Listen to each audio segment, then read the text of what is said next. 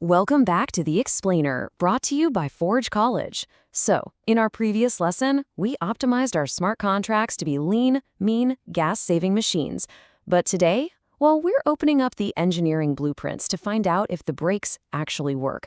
Because, let's be real, nobody likes a high-speed crash on the blockchain. Let me tell you a frustrating truth about Web3 development. Your code compiling successfully? Yeah, that really just means you didn't make a syntax typo. It tells you absolutely nothing about actual security. Your soulbound token might look perfectly beautiful in your code editor, but how do you actually prove it does what it's supposed to do? All right, let's take a quick look at today's schematic. We'll start with the stress test, get your automated testing toolkit set up, lock down token transfers, guard the mint and burn functions, debug when things inevitably break, and finally, build the essential debug report. Okay, Section 1. Welcome to the stress test. Moving from coding to verification. I absolutely love this old developer saying, testing is where assumptions meet reality. You see, your contract logic might make perfect sense in your head, but the test suite? That is the brutal reality check. It's the only thing that actually proves whether your tokens are locked down in the wild. Moving right along to Section 2, your automated testing toolkit, the quality assurance gear. So you're going to need a minimal, battle-tested setup for this. We're talking Node.js, a local framework, think Hardhat or Foundry, and the Chai assertion library. We emphasize this exact setup across all our Forge College programs for a reason. You absolutely must initialize a localized project so your tests are 100% reproducible, long before you ever even think about touching a live network. Okay, Section 3, locking down token transfers, asserting non-transferability. Now, this testing matrix is essentially your ultimate defense blueprint. Every single path has to be blocked. Standard transfers, revert them. Safe transfers, revert. What if someone gets clever and tries to sneak a transfer to the zero address? You guessed it, revert that too. We are systematically plugging every possible leak to ensure there are no clever workarounds.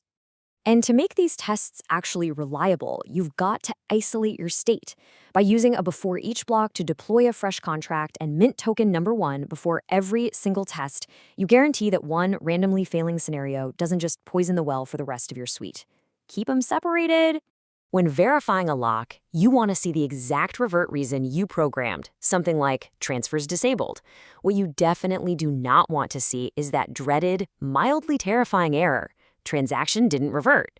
Because if you see that, well, congratulations, your supposedly unmovable token just walked right out the front door. Which brings us to Section 4, guarding the mint and burn, validating role restrictions. Think about it like this. A locked vault is completely useless if just anyone off the street can print new keys to open it. So, you must write tests that explicitly verify role restrictions. If some random address without the minter role tries to mint a token, you assert that the transaction gets slammed shut and rejected immediately. No keys for strangers. Up next, Section 5, debugging when things go wrong, isolating the root cause. Because tests will fail. That's literally the whole point of this exercise. But when they do, please don't just randomly change code and pray it compiles. Follow a strict logical workflow.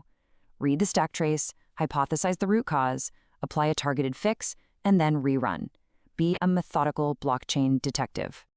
If a transfer unexpectedly succeeds, first off, take a deep breath. Don't panic. Very often, the bug isn't your brilliant logic at all. It's just a setup error. Check your function signatures for typos, make sure you aren't accidentally testing yesterday's broken build, and verify you're actually calling the right contract instance. All right, final section, Section 6, the essential debug report, documenting your fixes. Keeping a short debug report with these 5 checkboxes is honestly a total game changer. Documenting the test name, the stack trace, your hypothesis, the exact lines you changed, and the postfix output drastically improves your traceability. Trust me, it will seriously accelerate your eventual security audits before you ever deploy to a live network. So, I want to leave you with a bit of a provocative thought as you finalize your local test suite. Ask yourself, are your tests truly verifying your invariants, or are they just confirming your own assumptions? Always ensure you are stress testing reality. Don't just write tests that echo what you hope the code does. Write tests that actively try to break it to pieces. And there you have it. Now that your soulbound token is fully battle-tested locally, you are officially ready for the next step, testnet deployment. To explore this entire course and dive way deeper into Web3, head on over to forge.college. Thanks so much for joining me for this explainer. Keep stress testing those contracts, and I'll catch you in the next one.